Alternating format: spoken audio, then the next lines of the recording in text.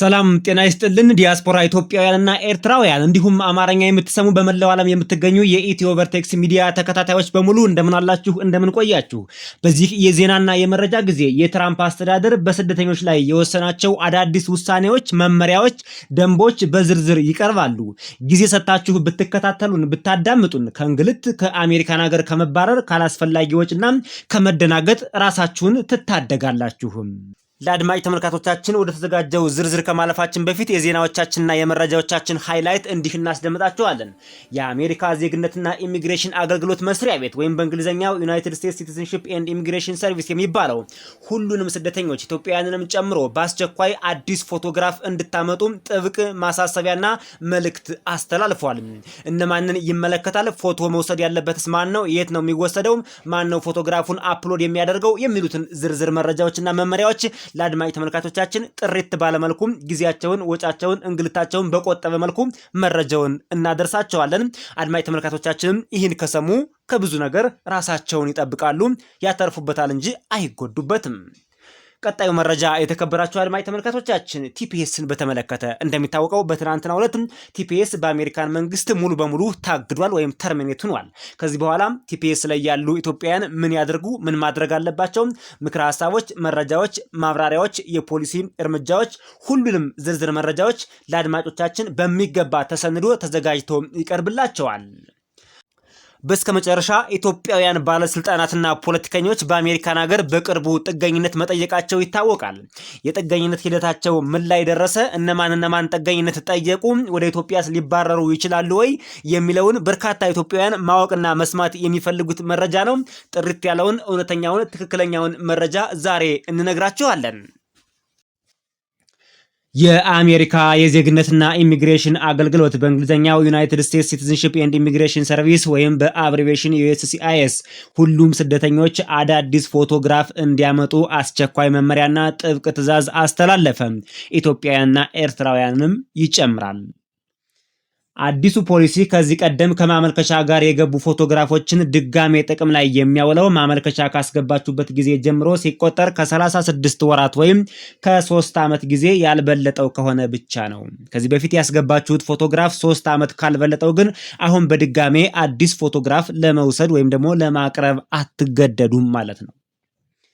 አዲስ ፎቶ ለመስጠት ስትፈልጉ ከዩናይትድ ስቴትስ ሲቲዝንሺፕ ኤንድ ኢሚግሬሽን ሰርቪስ ኦፊሰሮች ውጭ በራሳችሁ አፕሎድ አድርጋችሁ ፎቶግራፉን ብታስገቡት ሙሉ በሙሉ ተቀባይነት የለውም ወይም ውድቅ ይደረግባችኋል።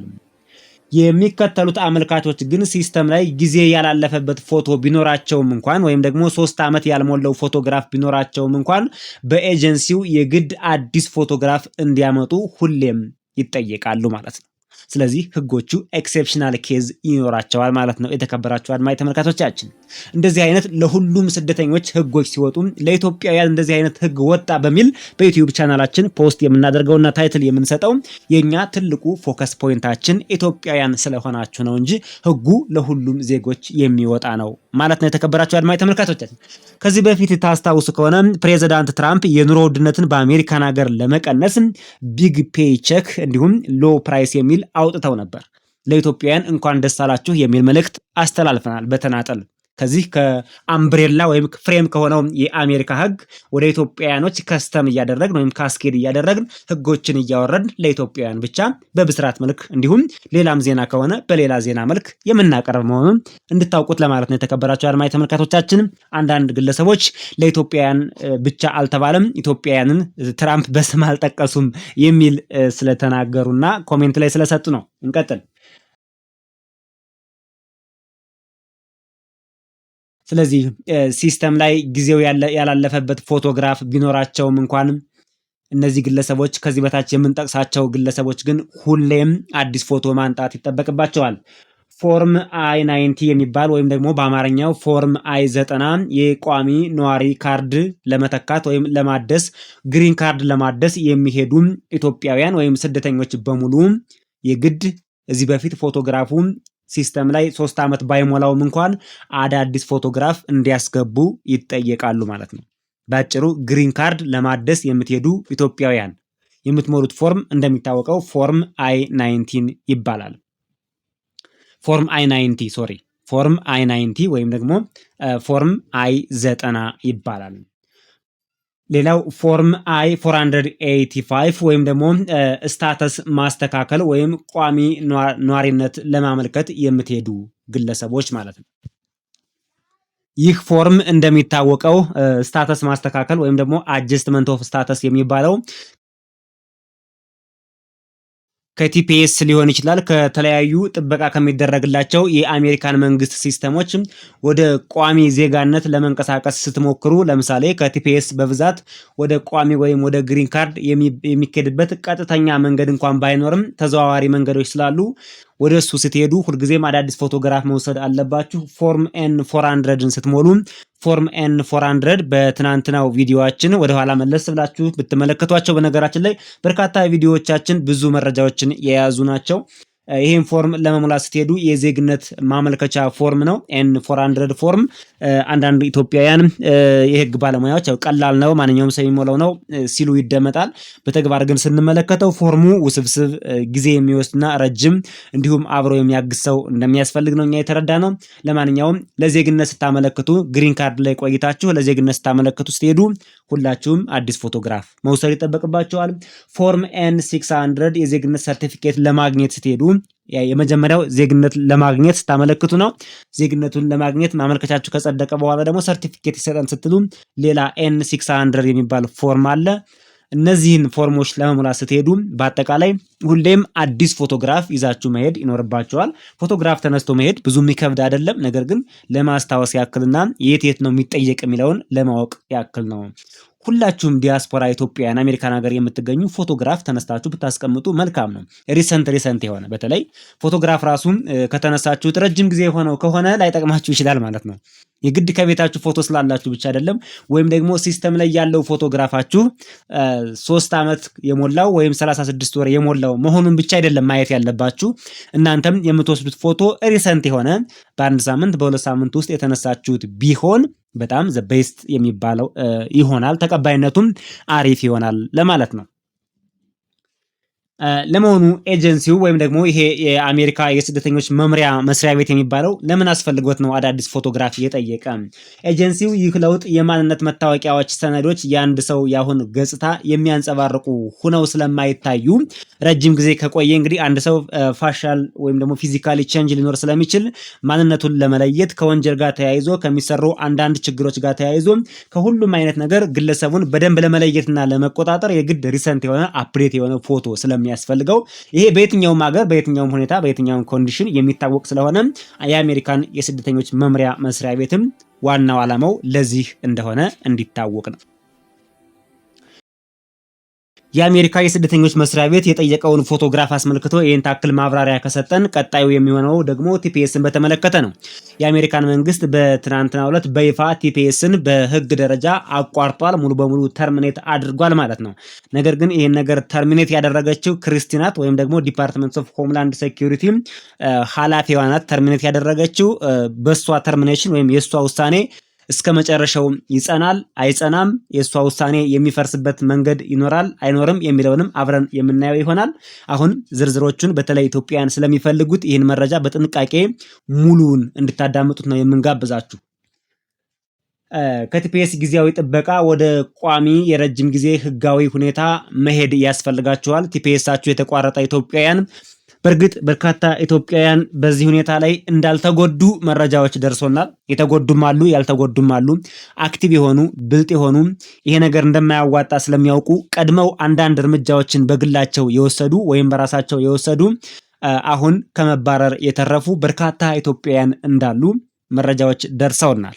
አጠቃላይ ግን ቲፒኤስ ላይ ያለው አሜሪካ ተቀበልኩት የምትለው 12000 ነው። 12000 የሚሆኑ ዜጎችን ከኢትዮጵያ አሜሪካን ሀገር የቲፒኤስ ጥበቃ ስታደርግ ቆይታለች። ለባለፈው 1 ዓመት የሚሆን ነው። ለ1 ዓመት ያክል ነው የጠበቀቻቸው።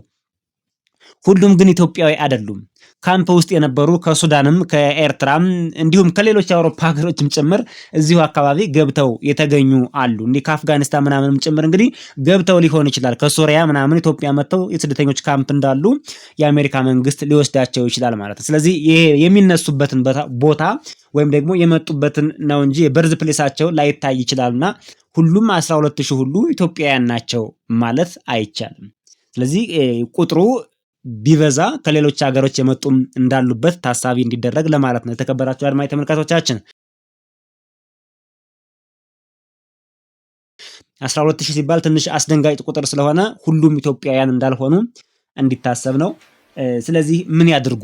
ለማንኛውም እነዚህ 12,000 እንደሆኑ እናስብና ቀድመው የራሳቸውን አማራጭ የወሰዱ የተሻለ ነገር ያገኙ ሊኖሩ ይችላሉ። ለማንኛውም ለሁሉም ተመሳሳይ ናቸው ብለን ብናስብ ቲፒኤስ ተቋርጧል። ምን ያድርጉ? የመጀመሪያው በቀጥታ አሳይለም መጠየቅ ነው። አሳይለም መጠየቅ ነው። በእርግጥ አንድ ዜጋ አሜሪካን ሀገር ውስጥ ከገባ 1 ዓመት ሳይሞላው ነው አሳይለም መጠየቅ ያለበት። እነዚህ ኢትዮጵያውያን ቲፒኤስ ኤክስፓየር አድርጓል፣ ተርሚኔት አድርጓል፣ 1 ዓመት ሞልቷቸዋል። ግን ይቻላል። ምክንያቱም ቲፒኤስ ላይ ያሉት 1 ዓመት ቢያልፋቸውም ምንም ችግር የለውም ማለት ነው። ይሄ ኤክሴፕሽናል ህግ ነው። ለቲፒኤሶች ኤክሴፕሽናል የተቀመጠ ህግ ስለሆነ ምንም ችግር የለውም። የ1 ዓመት ጥበቃውን ፕሪቨንት ያደርግላቸዋል ማለት ነው። ስለዚህ በቀጥታ አሳይለም እንዲሞሉ ነው የሚመከረው። አሳይለም ሲሞሉ ችግሩ ያው አሁን አሳይለም እየታየ አይደለም። ዝሮ ፔንዲንግ አሳይለም አያስባረርም። አሜሪካን ሀገር አሳይለም ይታይም አይታይም ፔንዲንግ ይሁን አይሆንም ለጊዜው እነዚህ ኢትዮጵያውያን ከመባረር ይድናሉ። ምክንያቱም አሳይለም ላይ ያለ ሰው ሁኔታው በሂደት ላይ እስካለ ድረስ እስካልተወሰነ ድረስ መባረር የለም። አሳይለም ኢሚዲየትሊ እንድትሞሉ፣ ምናልባት ያልሞላችሁ ካላችሁ በፍጥነት እንድትሞሉ ነው። የተከበራችሁ አድማጭ ተመልካቾቻችን ማብራሪያ ምንድነው? ማብራሪያ ይሄ ታውቁታላችሁ፣ ብዙዎቻችሁ ስለምታውቁት ነው። አሜሪካን ሀገር ያለ ሰው ትጠይቃላችሁ። እንደው ኢንኬዝ እኮ ከካምፕም ከምንም ወደ አሜሪካን ሀገር በቲፒኤስ የሄደ ኢትዮጵያዊ ስላለ መረጃው የሌለው እኮ ሊኖረው ይችላል፣ አይታወቅም፣ ሊኖረው ይችላል። ለማንኛውም በዘር፣ በሃይማኖት፣ በዜግነት፣ በተወሰነ ማህበራዊ ቡድን አባልነት ወይም በፖለቲካ በተለያየ ነገር ወደ ሀገሬ ወደ ኢትዮጵያ ብመለስ ችግር ይገጥመኛል ብላችሁ በትክክል ይሄን ማብራሪያ ማቅረብ አለባችሁ። ማብራሪያ ማቅረብ ይጠበቅባችኋል ማለት ነው። እዚህ ላይ ነው እንግዲህ ጠበቃ የሚያስፈልጋችሁ። ጠበቃ በደንብ ሊያስፈልጋችሁ ይችላል። ወደ አሳይለም ስትመጡ ቲፒኤስ ቀላል ነው። በቀጥታ ትመጣላችሁ።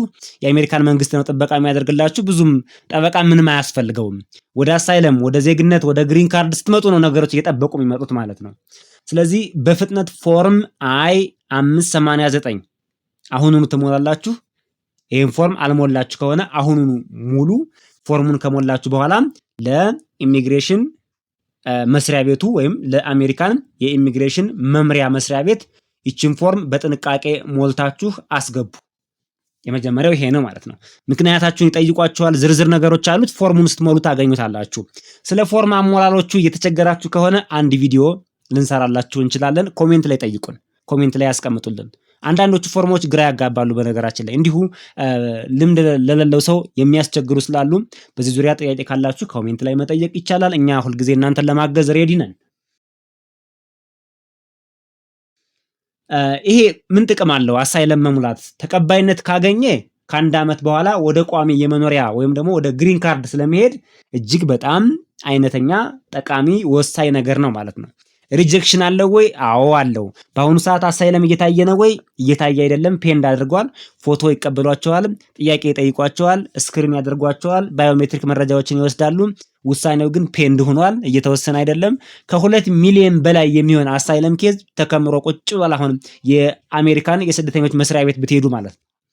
ስለዚህ እንደዚህ ከሆነ ምን ጥቅም አለው ካላችሁኝ፣ ይሄ ፔንዲንግ መሆኑ ራሱ አያስባረርም ከአሜሪካን ሀገር። የአሳይለም ኬዛችሁ ውሳኔ ሳያገኝ አያስባረርም እና ይሄ ትልቅ ዜና ነው። ይሄ በጣም ለእናንተ እጅግ ይጠቅማችኋል፣ ተጠቀሙበት ነው። ሌላው ሁለተኛው ኦፕሽን አጀስትመንት ስታተስን መጠቀም ማለት ነው። አጀስትመንት ስታተስ ወይም በአማርኛ ከተመለከትነው ሁኔታዎችን ማስተካከል ይባላል። ሁኔታዎችን እንድታስተካክሉም የአሜሪካ መንግስት ይፈቅዳል ማለት ነው። ምንድነው? እንዴት ነው የሚስተካከለው? በምንድን ነው የምናስተካክለው ካላችሁ የአሜሪካ ዜጋ የሆኑ የቅርብ ዘመድ፣ የትዳር ጓደኛ፣ ፍቅረኛ ልንለው እንችላለን። እንግዲህ የተገኘውን ነው። በዚህ ሰዓት መምረጥ የለም። የእንትና ቆንጆ ናት ምናምን ማለት የለም። ምክንያቱም ይሄ የህይወት ጉዳይ ነውና የትዳር ጓደኛ ተብሏል። ወላጅ ወይም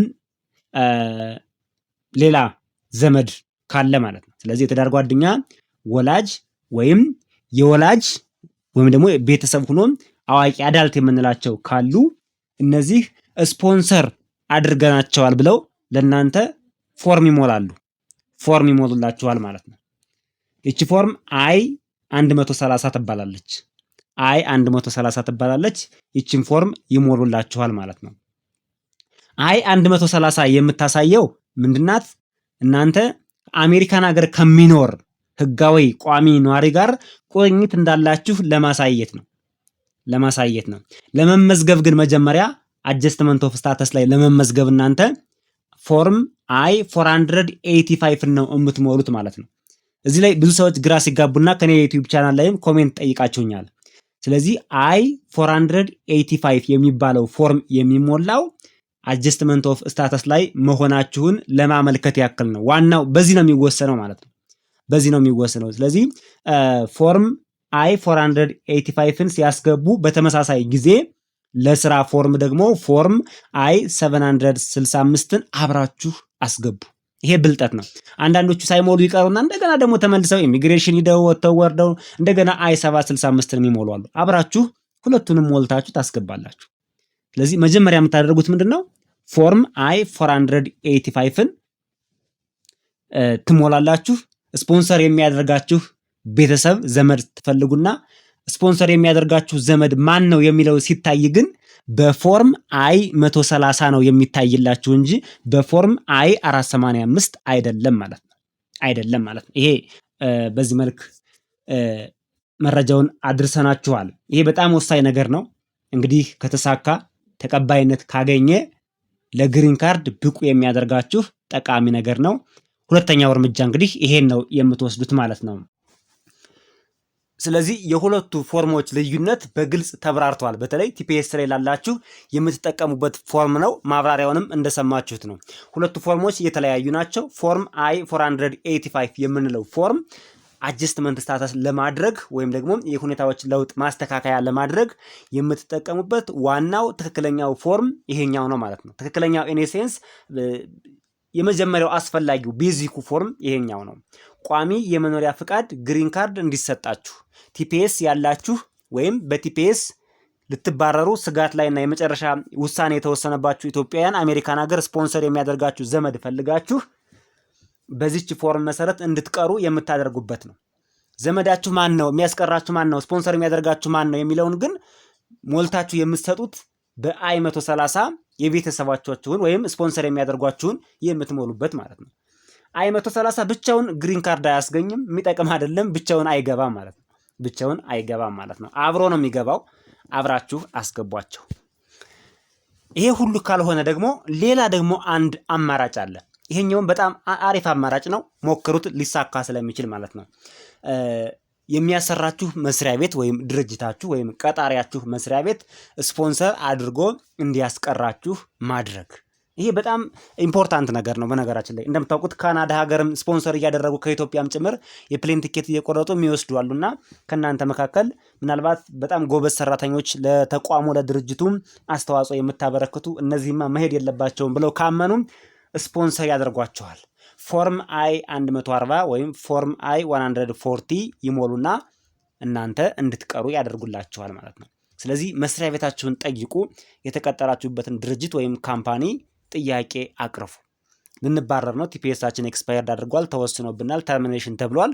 ስለዚህ በተቻለ መጠን እዚህ ብታስቀሩን ብላችሁ በአሪፍ በሆነ አጠያየቅ ሲቪም ጽፋችሁ ሊሆን ይችላል። ሁሉ ብዙ ነገር አድርጋችሁ ጠይቋቸው፣ ሊያስቀሯችሁ ይችላሉ። ይሄ በጣም አሪፍ ነው። ስለዚህ ፎርም አይ 140 ይሞሉላችሁና እናንተ እንድትቀሩ ሊያደርጓችሁ ይችላሉ። እነዚህን ሁሉ ፎርሞች አንድ ላይ ሞልተን ማስገባት እንችላለን ወይ? በአንዱ ብናጣ በአንዱ ወይም ደግሞ አንዱ ባይሳካ በአንደኛው በሚለው ማለት ነው። የሚቻልበትም አለ፣ የማይቻልበትም አለ። አሳይለም ከሆነ የምትሞሉት አሳይለም ብቻውን ነው። ከቤተሰብ ጋር አይ 130 ካልነው ማለት ነው። ከአሰሪ ጋር ምናምን ካልነው ጋር ወይ አይ 140 ካልናቸው ሌሎችም አይ 131 የሚባሉ አሉ። ከነዚህ ጋር አሳይለም አብሮ አይሄድም። አሳይለም ብቻውን ነው የሚሞላው ማለት ነው። ስለዚህ እናንተ ያዋጣናል የምትሉትን ይጠቅመናል የምትሉትን አሜሪካን ሀገር ሰክሰስፉል ሊያደርገን ይችላል የምትሉትን መምረጥ የእናንተ ውሳኔ ነው የሚሆነው ማለት ነው። ስለዚህ አብረው የማይሄዱ አሉ፣ የሚሄዱ አሉ። ለምሳሌ የቤተሰብና የስራ ቦታን አብራችሁ ብትሞሏቸው ብዙ ጊዜ ችግር የለውም ይላሉ የአሜሪካን ሀገር ጠበቆች፣ የኢሚግሬሽን ጠበቆች ማለት ነው። አሳይለምና የቤተሰብን ሁኔታ ግን አንድ ላይ ብትሞሉት የትዳር ሊሆን ይችላል የዘመድ ምናምን ከአሳይለም ጋር ብትሞሉት ግን ተቀባይነት የለውም አይቻልም የሚል መረጃዎችን ይሰጣሉ ማለት ነው። ለበለጠ ደግሞ እንግዲህ እኛ የነገርናችሁ መረጃዎች አሉ። እነዚህ ቤዚክ ናቸው። መነሻ አላችሁ፣ ፋውንዴሽን አገኛችሁ ማለት ነው። ጠበቃዎች አሉ። ጠበቃዎችን ነጮችም አበሻዎችም አሉ። በተቻለ መጠን ጠበቃዎችን ደግሞ ቀርባችሁ ብታማክሯቸው ይበልጥ ተጠቃሚ ትሆናላችሁ ማለት ነው። ተጠቃሚ ትሆናላችሁ ማለት ነው። አብዛኛው ግን 90% የሚሆነው እኛ የነገርናችሁ ነው የሚሆነው። ኢንኬዝ የተወሰነ ዲቪዬሽን ካለው ወደ አፈጻጸም ሲወርድ ህጎች ናቸው እኛ የነገርናችሁ። ወደ አፈጻጸም ሲወርድ አፈጻጸም ላይ መሬት ላይ ሲወርድ ትንሽ ዲፈረንስ ካለው ጠበቆችን ማማከር መልካምነት ነው እንላለን። ይህን ሁሉ አድርጋችሁ ካልተሳካ የመጨረሻ የሚባለው አማራጭ ሻንጣችሁን በደንብ ትጠቀልላላችሁ። የፕሌን ቲኬት የአሜሪካን መንግስት ይቆርጥላችኋል። $1000 ይሰጣችኋል። እሷን ይዛችሁ የሀገራችሁን ዘፈን እየዘፈናችሁ ቀጥ ብላችሁ ወደ ኢትዮጵያ መሄድ ነው። ይሄ ጠቀሜታ አለው። በነገራችን ላይ አንደኛ ኢትዮጵያ ውስጥ ሆናችሁ ወደፊት አሜሪካን ሀገር በስኮላርሺፕ በተለያዩ የቪዛ አይነቶች እንዲሁም በዲቪ እንኳን ችግር የለውም በተለያዩ ነገሮች ወደ አሜሪካን ሀገር መምጣት ብትፈልጉ እና ብታስቡ ይሄ ነገር ሪከርድ ይደረግላችኋል፣ ታሳቢ ይደረጋል ማለት ነው። ነገር ግን አሜሪካን ሀገር አንሄድም ብላችሁ ቀኑ አሳልፋችሁ ታስራችሁ ሪከርድ ካለባችሁ የግድ በፖሊስ ተገዳችሁም ቢሆን ዲፖርት መደረጋችሁ አይቀርም። ሌላ ጊዜ ወደ አሜሪካን ለመመለስ ምንም አይነት እድል አይሰጣችሁም። እንትን ነው ሪከርድ ነው የሚይዙባችሁ፣ እንደ ወንጀለኛ ነው የሚቆጥሯችሁ ማለት ነው። ስለዚህ እንደዚህ አይነት ኦፕሽኖችም አሉ። በዛ ላይ ኢትዮጵያ ውስጥም መኖር ይቻላል፣ አሜሪካ ውስጥም መኖር ይቻላል። ኢትዮጵያ ውስጥ ያን ታክል ብዙ የሚያማርር ነገር በዚህ ደረጃ በዚህ የሞት ፍርድ እንደተፈረደብን ማድረግ የለብንም። ኢትዮጵያ ሴፍ ባይዘው ኢትዮጵያ በጣም በአሁኑ ሰዓት እያደገች ነው። አሜሪካን ሀገር ሆኖ ያልተለወጠ ያላለፈለት ሰው አለ። አሜሪካን ሀገር ሂዶ ችግር ውስጥ የገባ ድራግ አዲክትድ የሆነ ድራግ ይዞ የታሰረ እንደገና ህይወቱ ምስቅልቅል ያለበት ወደ ድህነት ጎዳና ያመራ ጎዳና የወጣ አለ። ኢትዮጵያ ውስጥ ሆኖ ደግሞ የተሳካለት አለ። ስለዚህ አሜሪካ መሄድ ማለት ስኬት ማለት እንዳልሆነ አስቡት።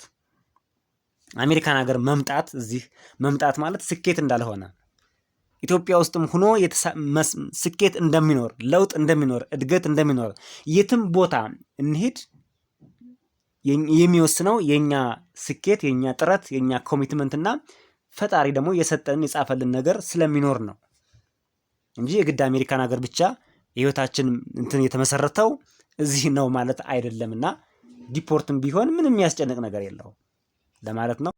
በስከ መጨረሻ የተከበራችሁ አድማጭ ተመልካቾቻችን ኢትዮጵያ ውስጥ ባለስልጣን ሆነው ቆይተው ወይም ፖለቲከኛ ሆነው ቆይተው በተለያየ ምክንያት ወደ አሜሪካን ሀገር ጥገኝነት የጠየቁ አሉ። እነሱ ተመልሰው ወደ ኢትዮጵያ ዲፖርት ሊደረጉ ነው ወይ ይመለሱ ምናምን የሚሉም ግለሰቦችም ይደመጣሉ። በእርግጥ አንዳንድ ኢትዮጵያውያን አሜሪካን ሀገርን እንደ መደበቂያ በማድረግ ያው ከሀገር ወጥተናል በሚል ለኢትዮጵያ ያልሆነ ነገር የሚሰሩ እነሱ ትንሽ አስቸጋሪ ነው። ለምሳሌ በቀይ ባህር ጉዳይ በአሰብ ጉዳይ ላይ አሰብ ለኢትዮጵያ አያስፈልግም የሚሉ እንደነዚህ አይነት ኬዞች ትንሽ ያስቸግራሉ። በጋራ በህዝብ ኮሌክቲቭ በሆነ በህዝብ ጥቅም ላይ በፐብሊክ በነፊት ላይ የሚመጡትን እንግዲህ አናቅም። ዝሮ ህጉ ምን ይላል ነው። ዲቴል ወደዛ ባንገባም ህጉ ምን ይላል ምንድነው የሚሆኑት እነማን ናቸውስ የሚል ዝርዝርም መረጃዎች እንድንሰጣቸው የጠየቃችሁንም አላችሁ። እንግዲህ ስም ባንጠራ መልካም ነው። ያው ይታወቃሉ። በቅርብ ይወጡ አሉ። ከመንግስት ስልጣን ወጥተው ለቀው አሳይለም የጠየቁ አሉ። የቆዩ ፖለቲከኞችም አሉ። ዝሮ ምንድነው የሚሆኑት? ወደ ኢትዮጵያ ዲፖርት ይሆናሉ አይሆኑም የሚለውን ለመወሰን ወይም ለመናገር ወይም መረጃውን ለአድማጭ ተመልካቾቻችን ለመንገር እነዚህ ፖለቲከኞችና አክቲቪስቶችም ሊሆኑ ይችላሉ። የመንግስት ባለስልጣናት አሁን ያሉበት ስታተስ ምንድነው የሚለውን ማወቅ ያስፈልጋል። ስታተሳቸውን ማወቅ ያስፈልጋል። የትኛው ስታተስ ላይ ናቸው? እነዚህ ግለሰቦች ግን ቲፒኤስ ላይ አልገቡም። ቲፒኤስ ሌላ ነው። በነገራችን ላይ ቲፒኤስ ላይ የሚገቡት ሌላ ኬዝ ነው። አሳይለም የሚጠይቁት ሌላ ኬዝ ነው። በምን አይነት መንገድ ወደ አሜሪካን ሀገር እንደሄዱ መረጃው የለንም። አንደኛ እንደዚህ አይነት መረጃዎች በአሜሪካን ሀገርም ቢሆን በጣም ሴክሬት ናቸው። በሴክሬት ነው የሚያዙት። ምስጢርነታቸው የተጠበቀ ነው። ግን ብዙ ጊዜ ሞስት ፕሮባብሊ ሊሆን የሚችለው አሳይለም ነው የሚጠይቁት በብዛት አሳይለም ነው የሚጠይቁት። አቅም ያላቸው እንግዲህ ሀብታሞችም ከሆኑ እኮ ግሪን ካርድ በአሁኑ ሰዓት በገንዘብ እየተሸጠ ነው። ከፍተኛ ገንዘብ ካላቸው መግዛት ይችላሉ።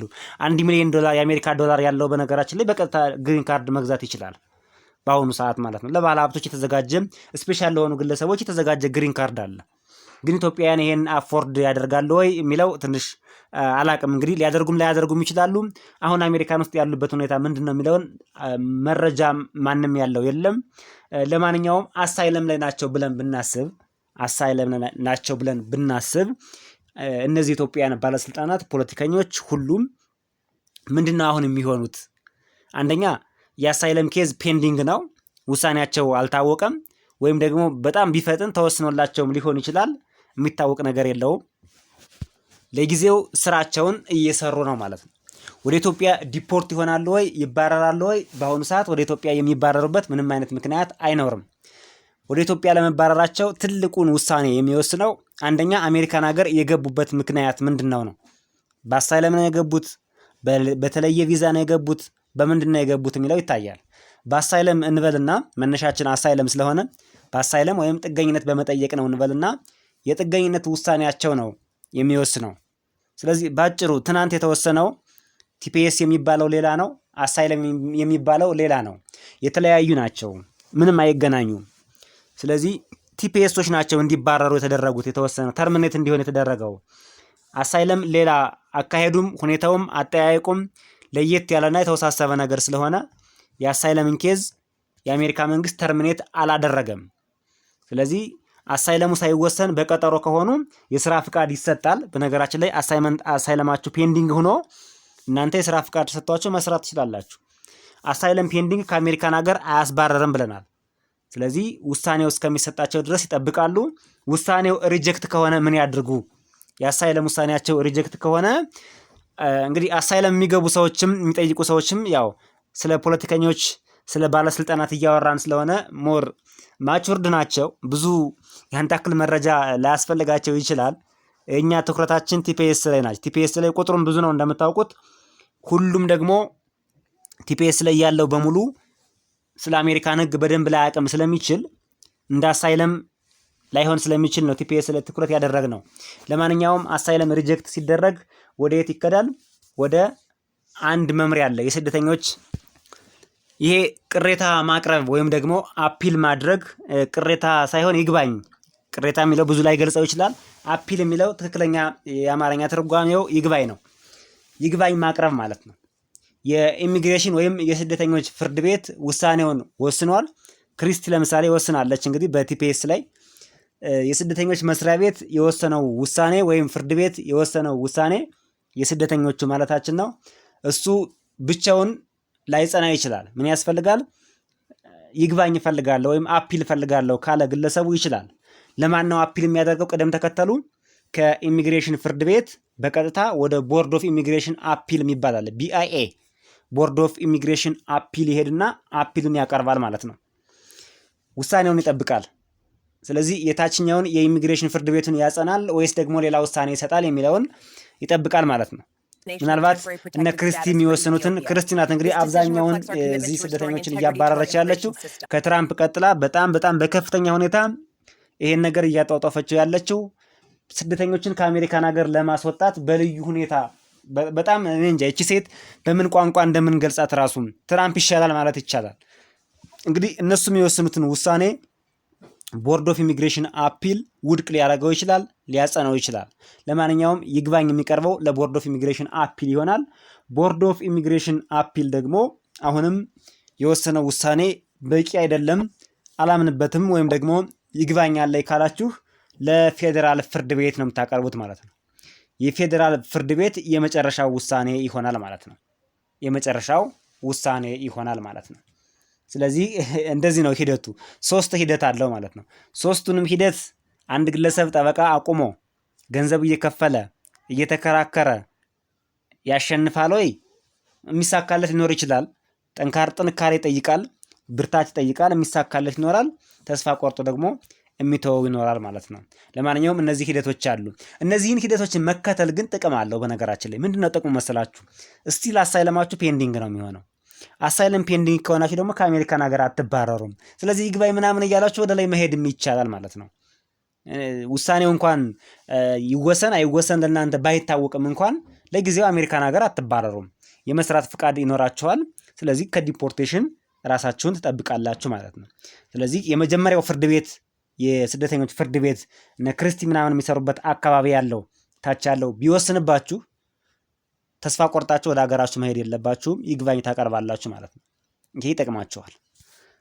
የተከበራችሁ አድማጭ ተመልካቾቻችን ለዛሬ ያቀረብንላችሁ መረጃዎች እነዚህ ናቸው።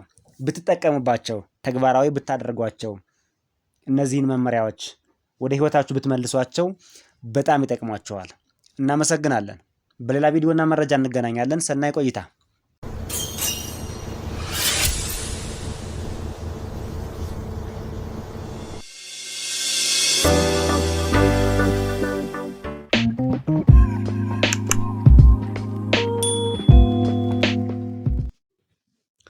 ሰላም ጤና ይስጥልን። ዲያስፖራ ኢትዮጵያውያንና ኤርትራውያን እንዲሁም አማርኛ የምትሰሙ በመላው ዓለም የምትገኙ የኢትዮ ቨርቴክስ ሚዲያ ተከታታዮች በሙሉ እንደምን አላችሁ? እንደምን ቆያችሁ?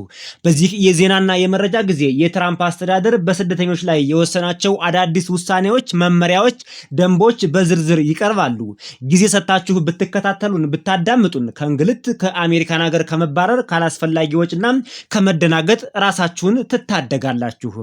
ለአድማጭ ተመልካቾቻችን ወደ ተዘጋጀው ዝርዝር ከማለፋችን በፊት የዜናዎቻችንና የመረጃዎቻችን ሃይላይት እንዲህ እናስደምጣችኋለን። የአሜሪካ ዜግነትና ኢሚግሬሽን አገልግሎት መስሪያ ቤት ወይም በእንግሊዝኛው ዩናይትድ ስቴትስ ሲቲዝንሺፕ ኤንድ ኢሚግሬሽን ሰርቪስ የሚባለው ሁሉንም ስደተኞች ኢትዮጵያውያንንም ጨምሮ በአስቸኳይ አዲስ ፎቶግራፍ እንድታመጡ ጥብቅ ማሳሰቢያና መልእክት አስተላልፏል። እነማንን ይመለከታል? ፎቶ መውሰድ ያለበትስ ማን ነው? የት ነው የሚወሰደው? ማን ነው ፎቶግራፉን አፕሎድ የሚያደርገው? የሚሉትን ዝርዝር መረጃዎችና መመሪያዎች ለአድማጭ ተመልካቾቻችን ጥሪት ባለመልኩ ጊዜያቸውን፣ ወጫቸውን፣ እንግልታቸውን በቆጠበ መልኩ መረጃውን እናደርሳቸዋለን። አድማጭ ተመልካቾቻችንም ይህን ከሰሙ ከብዙ ነገር ራሳቸውን ይጠብቃሉ፣ ያተርፉበታል እንጂ አይጎዱበትም። ቀጣዩ መረጃ የተከበራችሁ አድማጭ ተመልካቾቻችን ቲፒኤስን በተመለከተ እንደሚታወቀው በትናንትናው ዕለት ቲፒኤስ በአሜሪካን መንግስት ሙሉ በሙሉ ታግዷል ወይም ተርሚኔት ሆኗል።